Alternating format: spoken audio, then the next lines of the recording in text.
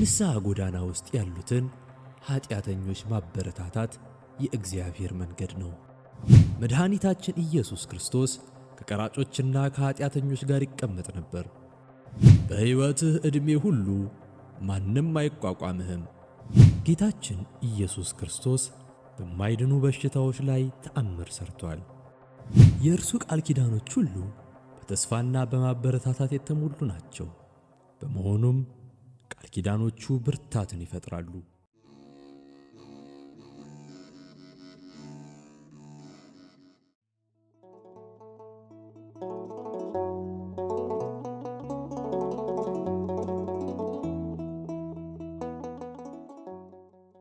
በስመ አብ ወወልድ ወመንፈስ ቅዱስ አሃዱ አምላክ አሜን።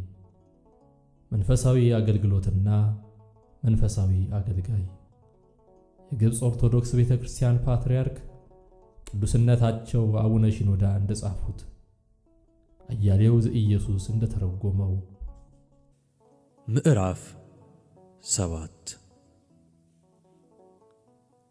ነፍሳትን የሚያሸንፍ ሰው ብልህ ነው። ነፍሳትን ማሸነፍ። በሕይወት ውስጥ ነፍሳትን ማሸነፍ የመጀመሪያው ተልኳችን ነው። ከምንም ነገር በላይ ነፍሳትን የምናሸንፈው ለእግዚአብሔር ሲሆን ይህም የሚከናወነው ከእርሱ ጋር በሚኖረን መልካም ግንኙነት ነው። ይህን ስናደርግ እነዚህ ነፍሳት ከእርሱ ጋር ይጣበቃሉ። መድኃኒታችን ኢየሱስ ክርስቶስ ለጴጥሮስና ለወንድሙ ለእንድርያስ በኋላዬ ኑና ሰዎችን አጥማጆች እንድትሆኑ አደርጋችኋለሁ ማቴዎስ 4:19 ያላቸው ይህን ሊነግራቸው ስለወደደ ነው።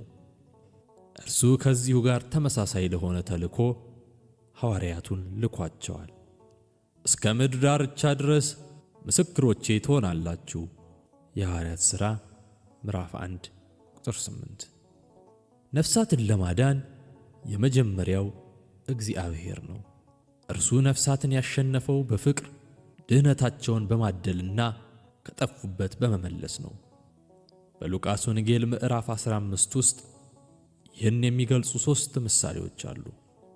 እነርሱም የጠፋው በግ፣ የጠፋው ልጅና የጠፋው ድሪም ናቸው።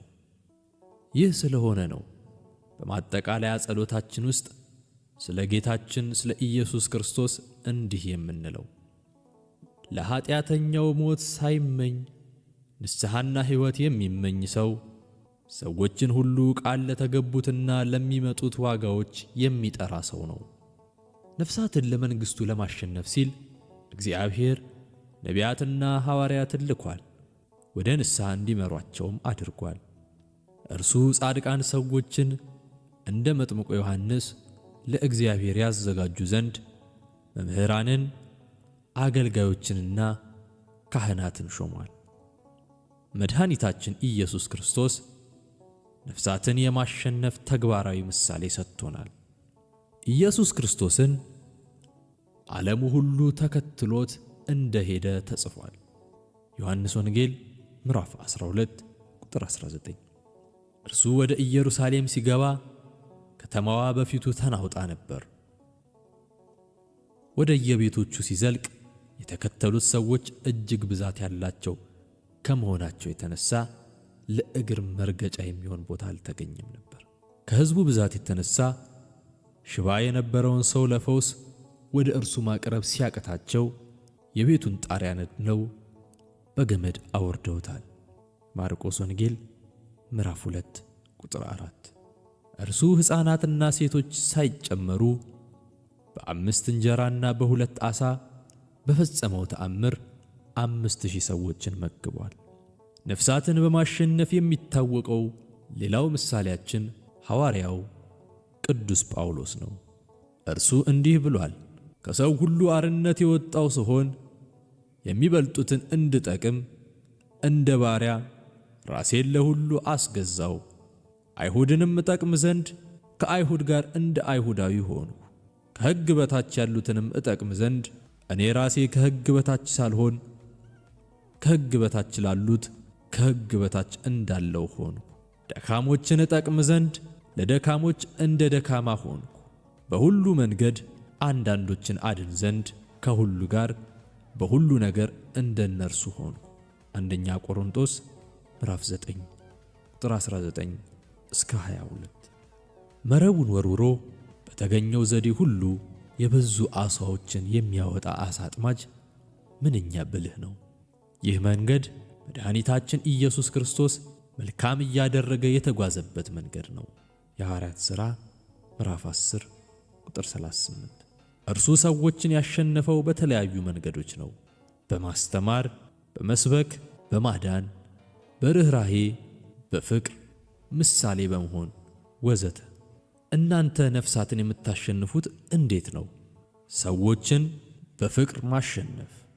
ሰዎችን ልታሸንፉ የምትችሉበት የመጀመሪያው መንገድ ፍቅር ነው። እነርሱን ካልወደዳችሁና በእነርሱ እስካልተወደዳችሁ ድረስ ሰዎችን ወደ እግዚአብሔር ልትመሩ አትችሉ። ምክንያቱም ሰዎች ሊሰሙ የሚፈልጉት የሚወዱትን ሰው ነውና። አንድ ሰው የሚርቅህ ከሆነ ከእርሱ ጋር ያለህን ግንኙነት ስለምታጣ እርሱን ወደ እግዚአብሔር መሳብ አትችልም። እርሱ የምትለውን አይሰማህምና። ከዚህ በተቃራኒ አንተ የምትወደው ሰው እግዚአብሔርን በአንተ አማካኝነት ሊወድ ይችላል። አንተም በፍቅር ውስጥ ሆነህ እግዚአብሔርን ከእርሱ ጋር ልታስተዋውቅ ትችላለህ። ለሰዎች ያለህ ውጫዊ ምልክት እነርሱን መቻልህ ነው። በዚህ ዓለም ውስጥ የሚኖር ማንኛውም ሰው የራሱ የሆኑ ስህተቶችና ጥፋቶች አሉት። እናንተ የእርሱን ስህተቶች ነቅሳችሁ በማውጣት የምትነቅፏቸው ከሆነ ታጧቸዋላችሁ፣ እነርሱም እናንተን ያጧችኋል። ስለሆነም በትዕግሥት ቻሏቸው። የአንድን ሰው ስህተት ቻሉ። የሌላውን ሰው ልፍለፋ ታገሱ። የሦስተኛውን ሰው አለማወቅ ቻሉ። የአራተኛውን ሰው ድካም ተሸከሙ። የአምስተኛውንም ሰው ቁጣ ቻሉ ወዘተ። የካህኑ ቀሚስ ሰፊና የተንዠረገገ የሆነው የትዕግሥቱና የመቻሉን ምሳሌ ለማመልከት ነው። ትዕግሥት አልባ የሆነውና ፈጥኖ የሚናደደው ሰው ሌሎች ሰዎችን ያጣል። መድኃኒታችን ኢየሱስ ክርስቶስ የዓለሙን ሁሉ ኃጢአት መሸከሙን አስታውሱ። የእግዚአብሔርን ትዕግሥት ለማወቅ ምሳሌ የሚሆኗችሁ በሚሊዮኖች የሚቆጠሩ ኢአማንያንን ወይም ስሙን የሚሰድቡትን እስከ ዛሬ ድረስ መቻሉንና እነርሱን አለመቅጣቱ ነው።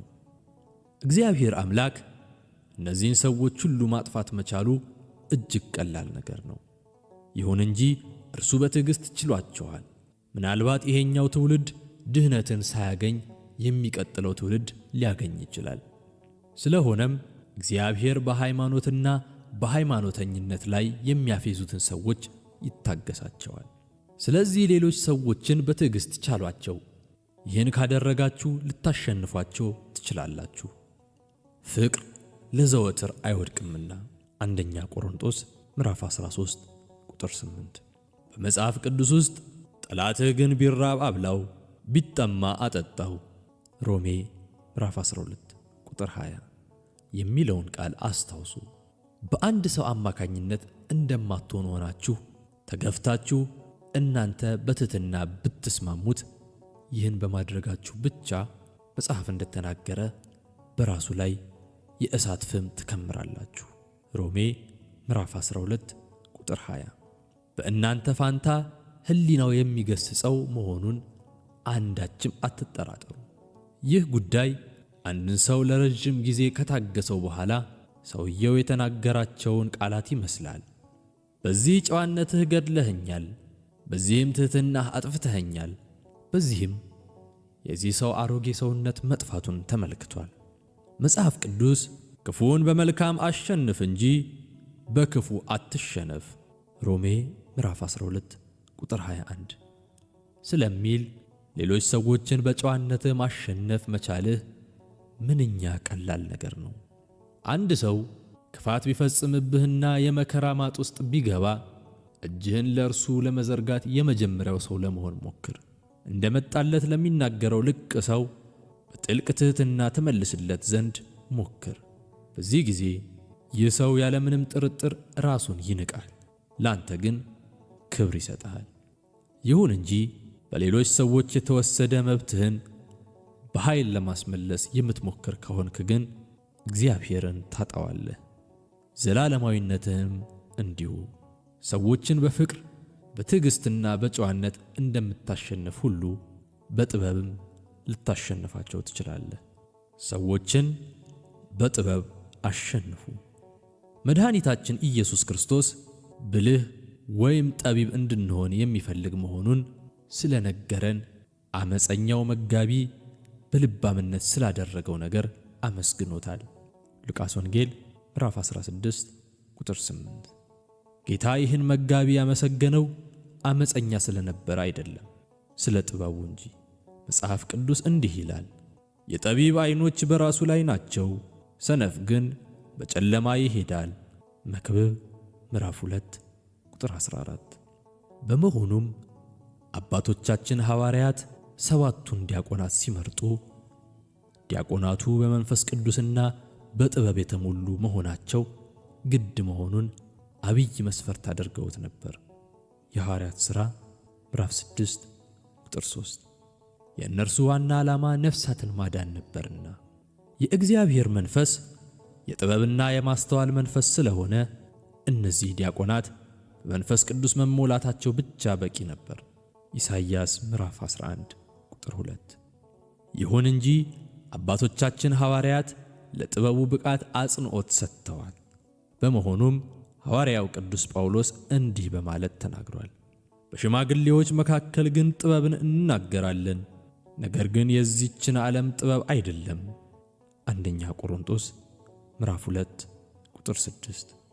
ልክ እንደዚሁ ሐዋርያው ቅዱስ ያዕቆብ ስለ ላይኛይቱ ጥበብ በጥልቀት ተናግሯል። ያዕቆብ ምዕራፍ 3 ቁጥር 13 እስከ 17። ላይኛይቱ ጥበብ ንጽሕት፣ ታራቂ፣ እሺ ባይ፣ ምሕረትና በጎ ፍሬ የሞላባት ስለሆነች ነፍሳትን የማሸነፍ ብቃት አላት። በመሆኑም ሐዋርያው ቅዱስ ያዕቆብ እንዲህ በማለት ተናግሯል፣ ከእናንተ ጥበበኛና አስተዋይ ማን ነው? በመልካም አነዋወሩ ሥራውን በጥበብ የዋህነት ያሳይ። ያዕቆብ ምዕራፍ 3 ቁጥር 13። ምድራዊው ጥበብ ግን የክፋት ዕቅዶችን ስለሚያቅድ አንዳንድ ጊዜ ብልጣብልጥነትና በምቀኝነት የተሞላ ተብሎ ተገልጧል። ሰዎችን በማታለል በማጭበርበርና ከእውነት መንገድ በማስወጣት ለማሸነፍ የሚሞክሩ ሰዎች በጣም ብዙዎች ናቸው። እነዚህ ሰዎች ዕቅዳቸውን ለማቀድ የሚጠቀሙት በመንታ ገጽታና በሁለት ምላስ ነው። ሰዎቹ ፍላጎቶቻቸውን ለማሳካት የሚጠቀሙት የሰዎችን ስሜት በመቀስቀስና ናፍቆታቸውን በማነሳሳት ነው። እንደዚህ አይነት ጥበብ አይኖራችሁ። ይልቁንም ከላይ የምትወርደውን ሰማያዊ ጥበብ ገንዘባችሁ አድርጉ። የቀርሜሎሱ ናባል ሚስት አቢግያ በበቀል ተነሳስቶ ባሏን እንዳይገድለው ስትል ነቢዩ ዳዊትን በጥበቧ ልታሸንፈው ችላለች። አንደኛ ሳሙኤል ምዕራፍ 25። ዳዊት ትሕትናን ከጨዋ ተግሣጽና ውዳሴ ጋር አቀናጅታ ያቀረበችውን የአቢግያ የጥበብ መንገድ አድንቆላታል። በመሆኑም እንዲህ ብሏታል፣ ዛሬ እኔን ለመገናኘት አንቺን የሰደደ የእስራኤል አምላክ እግዚአብሔር ይመስገን። ወደ ደም እንዳልሄድ በእጄም በቀል እንዳላደርግ ዛሬ የከለከለኝ አእምሮሽ የተመሰገነ ይሁን፣ አንቺም የተመሰገንሽ ሁኚ። አንደኛ ሳሙኤል ምዕራፍ 25 ቁጥር 32 እስከ 33። ከዚህ በኋላ ባሏ ሲሞት ዳዊት ይችን ሴት አግብቷታል። እርሷ ስለገሰጸችው በእርሷ አልተናደደም ነበር ማለት ነው። ብልህ ወይም ጠቢብ ሰው መቼ መናገር እንዳለበት፣ እንዴት መናገር እንዳለበት፣ መቼ ዝም ማለት እንዳለበትና እንዴት ጠባዩን መጠበቅ እንዳለበት ያውቃል ማለት ነው። ብልህ ሰው ከሰዎች ጋር እንዴት መስማማት እንዳለበትና ሰዎቹ እንደምን ያሉ ቃላትን ሊቀበሉት እንደሚችሉ ያውቃል። እርሱ ለሰዎቹ እንደምን ያለ ምክር ሊሰጣቸው እንደሚችልና እንዴት ቀስ በቀስ ወደ ቅድስናና ወደ ፍጹምነት እንደሚመራቸው ያውቃል። ቅዱሳን አባቶቻችን ለይተው በመረዳታቸው የሚታወቁት ለዚህ ነው። ብልህ ሰው የባልንጀሮቹን ቁጥር ሲያሳድግ፣ ሰነፍ ሰው ግን ምርጥ ባልንጀሮቹን ያጣል። ብልህ ሰው ሰዎችን እንዴት ማሸነፍ እንዳለበትና ያሸነፋቸውን ሰዎች እንዴት መጠበቅ እንዳለበት ያውቃል። ብልህ ሴት ባሏንም ሆነ የባሏን ዘመዶች ማለትም እናቱን፣ ወንድሞቹንና እህቶቹንም አታጣም። ጥበብ ካለ የትዳር ችግሮች ወይም የቤተሰብ ጭቅጭቅ ይወገዳል። በጥበብ አማካኝነት እያንዳንዱ ወገን ሌላውን ወገን ያሸንፋል። ቅዱስ ዮሐንስ አፈወርቅ ይህን አስመልክቶ ሲናገር እንዲህ ብሏል። ጠላትህን የምታስወግድበት መንገድ እርሱን ባልንጀራህ አድርገህ በመቀየር ነው። በእነርሱ አማካኝነት ጥቂት ሰዎችን ባልንጀሮቻችን አድርገን ማሸነፍ የማንችል መሆናችን የማይካድ ነገር ነው። ይህ ጉዳይ ኢየሱስ ክርስቶስ ከካህናት፣ ከፈሪሳውያን፣ ከሰዱቃውያን፣ ከሊቃነ ካህናትና ከሽማግሌዎች ጋር የገጠመውን ሁኔታ ይመስላል። ወደ መጨረሻ ከእነርሱ ብዙዎቹ በእርሱ ቢያምኑ እንኳ። ያም ሆነ ይህ ግን ሰዎችን ማሸነፍ ቀላል ነገር አይደለም። ስለሆነም ሐዋርያው ቅዱስ ጳውሎስ እንዲህ በማለት ተናግሯል። ቢቻላችሁስ በእናንተ በኩል ከሰዎች ሁሉ ጋር በሰላም ኑሩ። ሮሜ ምዕራፍ 12 ቁጥር 18። ሰዎችን ለማሸነፍ የምትችለው በትዕግስት ቻይ በመሆን ምናልባትም በረጅም ጊዜ ውስጥ ነው። በአንጻሩ ማስቸኮልና ማጣደፍ የሚያመጣው ተካፋይነት የሌላቸውን ውጤቶች ነው። ልታሸንፈው የምትፈልገው ሰው በዚህ ይደክማል፣ ይበሳጭማል። እርሱ ባላለበት ሁኔታ ላይ ሙጭጭ ሊል ይችላል። ወይም ያንተ መንፈስ ጠንካራነት ይታወቀዋል፣ ወይም ቸልተኛ ይሆናል፣ ወይም አስቸጋሪ ሁኔታዎችን ወይም አስቸጋሪ መፍትሄዎችን ይጭናል። ብልህ በሆነ ጥበባችሁ ሰዎችን በማህበራዊ ግንኙነታችሁና በመንፈሳዊ ጉዳዮቻችሁ ማሸነፍ ትችላላችሁ። ብዛት ያላቸው ምድራውያን ሰዎች ጠቢባን ሆነው ሌሎች ሰዎችን ማሸነፍ ሲችሉና የእግዚአብሔር ልጆች ይህን ማድረግ አለመቻላቸው ምንኛ አሳፋሪ ነገር ነው። ችግርን በመጋፈጡ በሚያፍረው ወይም የተሳሳተ እርምጃ በሚወስደው ወይም ችግርን ሲጋፈጥ በቀላሉ ሊያቃልለው በሚችለው ሰው መካከል ልዩነት አለ። ልዩነቱ ያለው በሰውየው ጥበብ ላይ ነው። ይህ ይሁን እንጂ መመሪያዎችን ወይም መንፈሳዊነትን የሚቃወም ወይም እነርሱን በማሸነፍ እግዚአብሔርን የሚያሳጣ ጥበብ አይደለም። ነፍሳትን ለእግዚአብሔር አሸንፉ። ይህን አገልግሎት የሚፈጽሙ ሰዎች በመድኃኒታችን በኢየሱስ ክርስቶስ ሰዎችን አጥማጆች ተብለው ተጠርተዋል።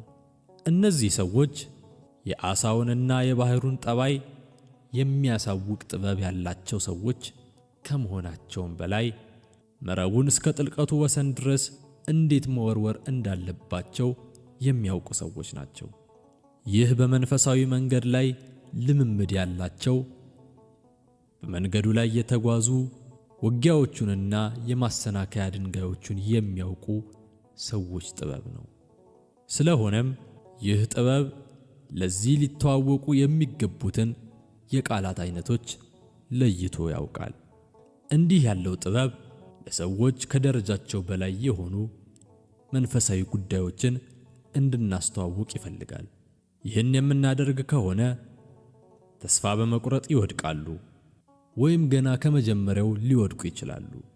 እንዲህ ያለውን ችግር መድኃኒታችን ኢየሱስ ክርስቶስ ለጻፎችና ለፈሪሳውያን በተናገረው ተግሣጽ እንዲህ በማለት ገልጦታል። ከባድና አስቸጋሪ ሸክም ተብትበው በሰው ትከሻ ይጭናሉ፣ እነርሱ ግን በጣታቸው ስንኳ ሊነኩት አይወዱም። ማቴዎስ ወንጌል ምዕራፍ 23 ቁጥር 4። አንደኛ፣ ሁሉም ሰዎች ከመነሻው አንስተው መንገዱን እንዲከተሉ የሚያደርግ ሐሳብ ያላቸው ብዙ አገልጋዮች አሉ። ይህ ካልሆነ እንዲህ ያለውን ሐሳብ የማይከተሉትን ሰዎች ይተቻሉ፣ ይወቅሳሉ። ከዚህ በተጨማሪ ለመንፈሳዊ መንገድ ብቁ አይደሉም ብለው እስከ መፍረድ ይደርሳሉ። ከዚህ በተቃራኒ ግን መድኃኒታችን ኢየሱስ ክርስቶስ እንዲህ አላለም። ይልቁንም ሐዋርያቱን የምነግራችሁ ገና ብዙ አለኝ፣ ነገር ግን አሁን ልትሸከሙት አትችሉም ዮሐንስ ወንጌል ምዕራፍ 16 ቁጥር 2 በማለት ቀስ በቀስ መራቸው እንጂ። ሐዋርያው ቅዱስ ጳውሎስ እንኳ ይህን መመሪያ የተማረው ከእርሱ ስለሆነ እንዲህ በማለት ተናግሯል። ገና ጽኑ መብል ለመብላት አትችሉም ነበርና ወተት ጋትኳችሁ፣ ገና ሥጋውያን ናችሁና እስካሁን ድረስ ገና አትችሉም። አንደኛ ቆሮንቶስ ምዕራፍ 3 ቁጥር 2። ልክ እንደዚሁ 12ቱ ሐዋርያት በኢየሩሳሌሙ ሸንጎ ውስጥ የተጠቀሙት ይህንኑ መመሪያ ስለሆነ ከአሕዛብ ወደ እግዚአብሔር የተመለሱትን እንዳያስቸግሩ ከጣዖት ርኩሰት፣ ከዝሙት፣ ከታነቀና ከደም እንዲርቁ ጽፈውላቸዋል።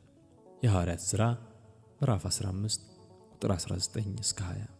እነርሱ ራሳቸው ሊሸከሙት ያልወደዱትን ቀንበር በአሕዛብ ትከሻ ላይ ለመጫን አልወደዱም ማለት ነው። የሐዋርያት ሥራ ምዕራፍ 15 ቁጥር 10። ይሁን እንጂ ዝግ ያለ እድገት ማለት ለእግዚአብሔር ትእዛዛት ክብር መስጠትን መዘንጋት ማለት አይደለም። እንዲህ ማለት አይደለም።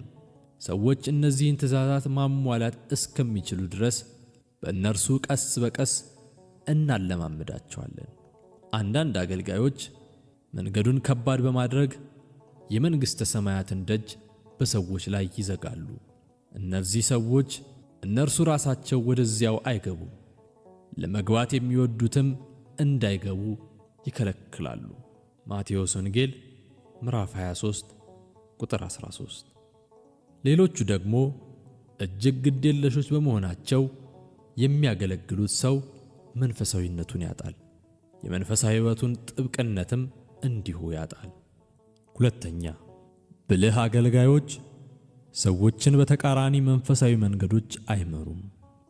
ለምሳሌ ንስሐ የገባ አንድ ሰው ግራ በሚያጋቡ በተለያዩ አካሄዶች ውስጥ ራሱን ሊያገኝ ይችላል። አንዳንድ አገልጋዮች ይቅርታ የመጠየቅ የጸጸትና የእንባ ሕይወት እንዲመራ ሲያነሳሱት፣ ሌሎቹ ደግሞ በጌታና በድህነቱ እንዲደሰት ብቻ ይስቡታል። ሌሎቹ አይነት አገልጋዮች ደግሞ እንዲያገለግልና እግዚአብሔር ለእርሱ ያደረገለትን ነገር እንዲመሰክር ያበረታቱታል። ሌሎቹ ደግሞ በኃጢአት ላይ ያለው አሳፋሪ ስሜት እስከሚያበቃ ድረስ ለማገልገል ወደማያጣድፈውና ምንም አያገባኝም ወደሚለው ስሜት ሊመሩት ይችላሉ። ይህ ሁኔታ እንዲህ ያለው ሰው በእርግጠኝነት ምን ማድረግ እንደሚገባው እንዳይወስን ያደርገዋል። ሁኔታው ይበልጥ የተወሳሰበ የሚሆነው ደግሞ ከላይ ከጠቀስናቸው ሰዎች መካከል አንደኛዎቹ ሌሎቹ ሰዎች የመሩት አመራር ስህተት መሆኑን በመናገር የእነርሱን አመራር ከተቀበለ ሊጠፋ የሚችል መሆኑን ሲያስረዱት ነው። እዚህ ላይ በራስ ያለ አመለካከት ከአገልግሎት በላይ ተገልጦ ስለሚታይ አገልጋዮች ሰዎችን እርስ በርሳቸው ሲናጠቁና ምክንያት በሌለው ነገር ሲፎካከሩ ይታያሉ። ሶስተኛ፣ አንድ አገልጋይ በሌሎች ሰዎች እንግዳ ጠባይ ውስጥ ጣልቃ መግባቱንና ያለበትን ሁኔታ ምስጢሩንና ስሜቱን ሳያውቅ እርሱን ለመምራት መቅረቡ መልካም ነገር አይደለም። ስለሆነም ቤተ ክርስቲያን ይህን የአመራር ኃላፊነት በንስሐ አባቶች ስር እንዲውል አድርጋለች።